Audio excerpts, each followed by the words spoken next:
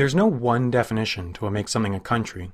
What decides if a country is a country is essentially whether or not other countries agree that the country is indeed a country. For this reason, counts of the number of countries in the world range from 189 to 196. Each country decides which other countries they recognize. If 100 UN member states suddenly recognize your basement as its own country, then it generally would be accepted that your basement is its own country. There are, however, a number of steps that any prospective country founder needs to take if they want to have any shot at getting international recognition. The first thing anyone needs to begin creating a country is a piece of land. One way to get it is to steal it. Of course, this involves having enough guns to defend your territory. This would also be problematic for when your country gets to the stage where its legitimacy is reviewed by other nations, but this method has worked before.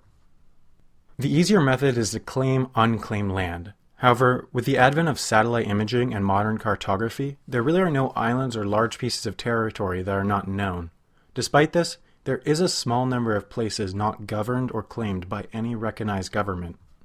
One of the better known recent claims happened in an area unclaimed by both Croatia and Serbia along the Danube River, the border between the two countries. This micronation, known as Liberland, has not received any international recognition and has been denounced by a number of nations, but it still affirms its legitimacy based off the lack of previous claim to its land. Its land is actually 17 times larger than the land of the smallest recognized country, the Vatican. Serbia did agree that Liberland did not infringe upon its territory, but also dismissed the endeavor as frivolous. Other new nations have had more success at international recognition. Most of these are partially recognized nations that split away from a more recognized state with the backing of the people within the territory. An example of this is South Ossetia, which split away from Georgia in 1990, and is currently recognized by Russia, Nicaragua, Venezuela, and Nauru. Probably the best known and most hotly contested recently formed nation is the state of Palestine. 136 nations recognized the Palestine, and in 2012 it was designated by the United Nations as a non-member observer state.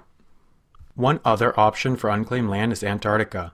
A large section of land known as the Mary Birdland has not been claimed by any recognized nation. One issue with this option is the United Nations' Antarctica Treaty, which states that no new claim or enlargement of an existing claim to territorial sovereignty shall be asserted while the present treaty is in force. There are claims that pre-exist this treaty by 7 different nations, although the legitimacy of these claims is disputed given the treaty. In addition to the Antarctic Treaty issue, establishing a sovereign nation in Antarctica would be difficult because of the next step in the process. A nation is created to serve its people, and without people, there is no nation. There are always people in Antarctica, but these people do not constitute a permanent population because they are primarily there for research or tourism, and none stay in Antarctica for more than a few years.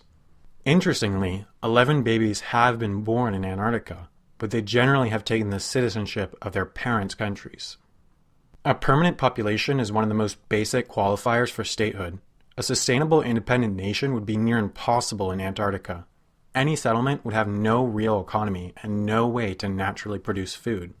However, there are talks of Antarctica having oil, and, if this is the case, a sovereign and potentially prosperous nation could be established in a hostile environment, much like the United Arab Emirates.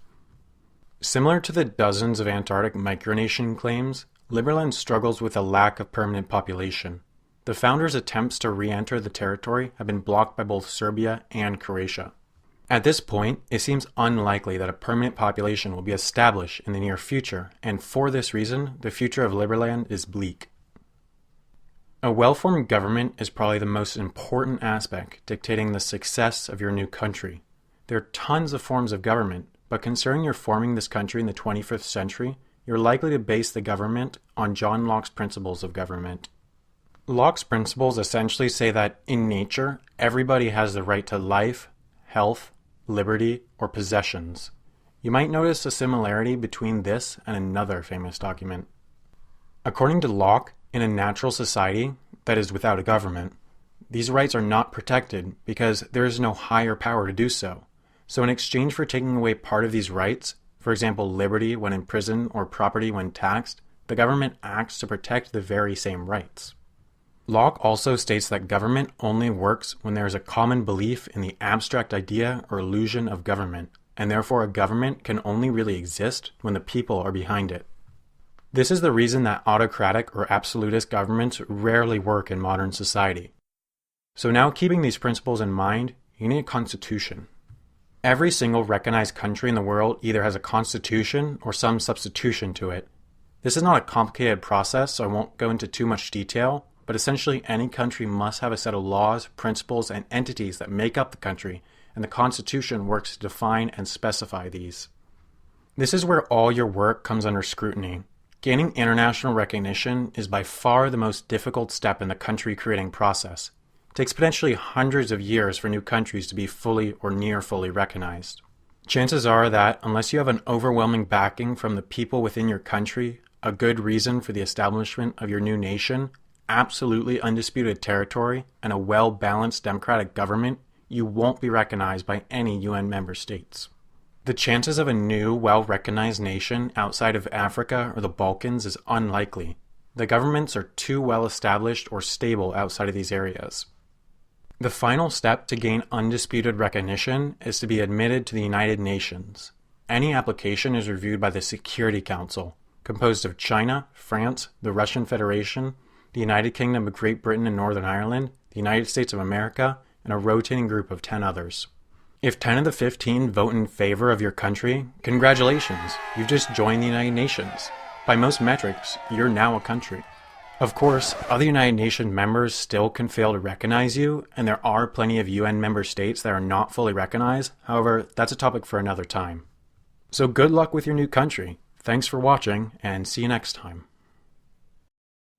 The 8.9-mile gap between the European and African continent, known as the Strait of Gibraltar, is home to multiple strange territories and borders. On the European side, there's a 2.6 square mile British overseas territory named Gibraltar. This means that Britain shares a small land border with Spain.